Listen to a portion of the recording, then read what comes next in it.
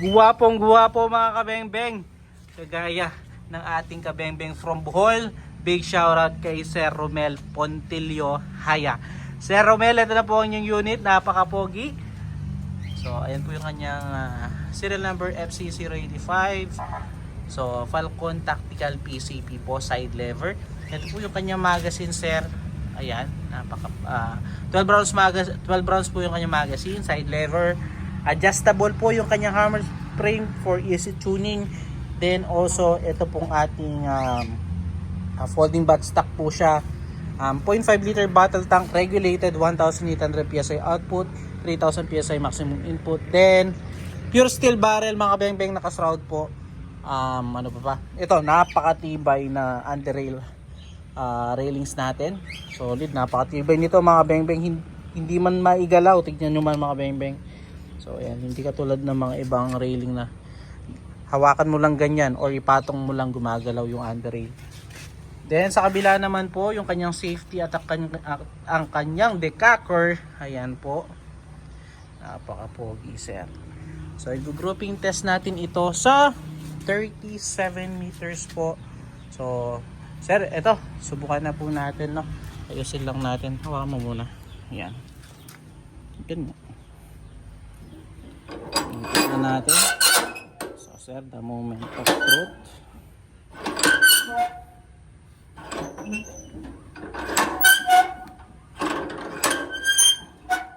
Subukan natin grouping test sa 37 meters po.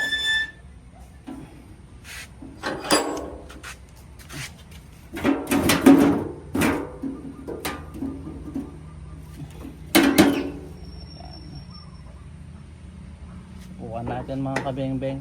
Lagay po natin yung ating side cam para mas kita po, no, yung ating magiging grouping test.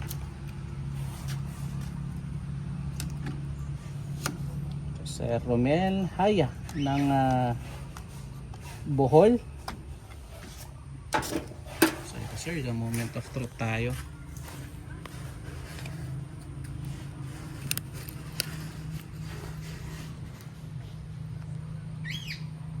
Oops, yun yung ating problem sa ating camera, biglang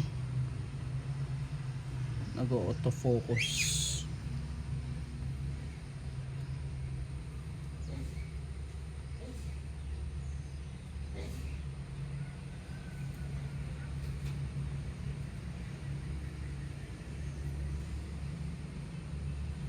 Ayan.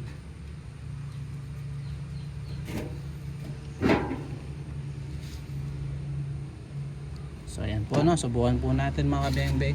So 10 rounds subukan natin. So first shot po tayo. First shot. Ayan ang ating first shot mga bengbeng. Adjust natin ng konti.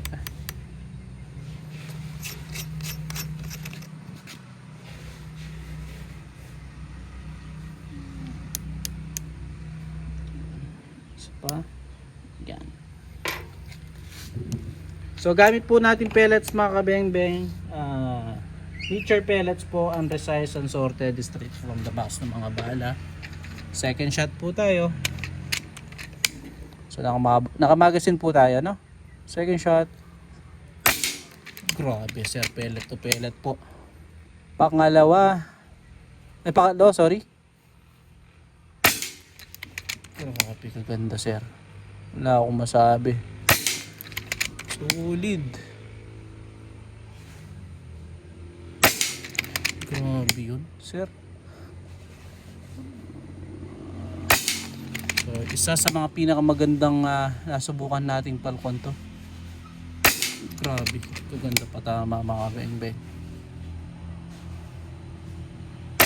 So, 11 rounds po yung ating nakasalpak sa ating magazine ngayon.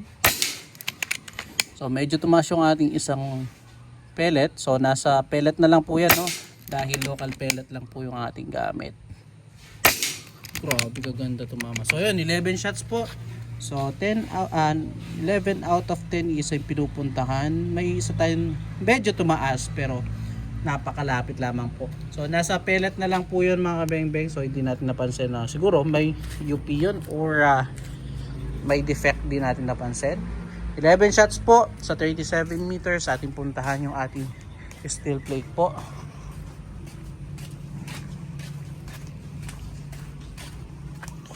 Sir Romel Pontilio Haya.